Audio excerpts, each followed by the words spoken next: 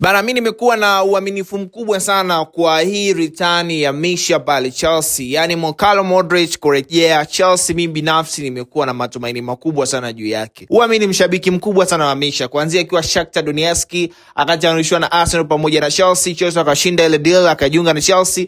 Akuwa na nyakati nzuri sana katika klabu ya Chelsea, lakini mimi binafsi ni shabiki mkubwa sana wa Misha. Na expectation yangu ni kwamba msimu unaofuata, iwapo kwamba akipata dakika zaidi za kucheza, kwa sababu ukiangalia katika nafasi anaocheza ndio nafasi hizi za kina Gitsen pembeni mwa uwanja, anaweza akawasaidia Chelsea kuelekea katika msimu unaofuata. Energy ya kutosha, kasi, nafikiri ni moja kati ya kitu ambacho ni silaha yake na kitu ambacho Xabi Alonso atakihitaji pia katika kikosi chake. Kwa binafsi namuona Misha ni moja kati ya mchezaji ambaye anaweza akawasaidia sana Chelsea kuelekea msimu unaofuata. Muda utaongea kwa ambao mnasema kwamba Misha ameisha na mna hofu kubwa sana juu yake, lakini naambia tulieni. Misha ni moja kati ya mchezaji mzuri sana katika eneo la pembeni mwa uwanja. Mimi binafsi ni shabiki wa United, lakini nampenda sana Misha kwa aina yake ya uchezaji, lakini kitu ambacho anakideliver ndani ya uwanja.